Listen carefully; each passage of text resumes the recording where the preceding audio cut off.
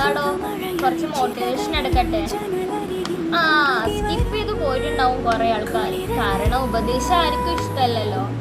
എന്നാലും ഞാനൊരു കാര്യം പറയട്ടെ, ചിലപ്പോൾ നിങ്ങൾ ഈ കടന്നു പോകുന്ന ദിവസങ്ങൾ ഭയങ്കര വിഷമങ്ങളും സങ്കടങ്ങളും ദുരിതങ്ങളും കഷ്ടപ്പാടുകളും ഒക്കെ നിറഞ്ഞായിരിക്കും.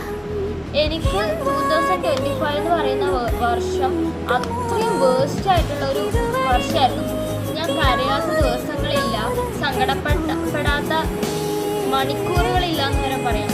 കാരണം അത്രയും ഡൗൺ ആയിട്ടുള്ള സമയം എനിക്ക് എൻ്റെ ജീവിതത്തിലെ അത്രയും പ്രധാനപ്പെട്ട ആള് എൻ്റെ കൂടെ ഇല്ലാണ്ടായി. ആ ഒരു വർഷം എന്നേക്കുമായിട്ട് അയാളങ്ങ് പോയി.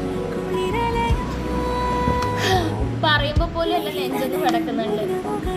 അങ്ങനെയാ ജീവിതത്തിൽ എപ്പോഴും നമ്മൾ പ്രതീക്ഷിക്കുന്ന കാര്യങ്ങൾ മാത്രം നടക്കണമെന്നില്ല, അപ്രതീക്ഷിതമായ കുറേ കാര്യങ്ങൾ നടക്കാം. അത്രയും ഡൗൺ ആവുമ്പോൾ പിന്നെയും നമ്മളെ തളർത്തുന്ന ഈശ്വരനോട് നമുക്ക് ദേഷ്യം വരെ ഉണ്ടാവാം. പക്ഷെ ഞാനൊരു കാര്യം പറയട്ടെ, അതൊക്കെ ശരിയാവും. എനിക്ക് ഇന്ന് നല്ല ദിവസമാണെങ്കിൽ നാളെ മോശം അനുഭവങ്ങൾ ഉണ്ടായിന്ന് വരാം. പക്ഷെ എന്നും അങ്ങനെ ആവണമെന്നില്ല. എനിക്ക് നിങ്ങളോടും അത് തന്നെ പറയാനുള്ളത്. എന്നും ഒരിക്കലും ഒരാൾക്കും മോശം മാത്രം സംഭവിക്കില്ല, നല്ല ദിനങ്ങളും ഉണ്ടാവും. അതിനായിട്ട് കാത്തിരിക്കണം.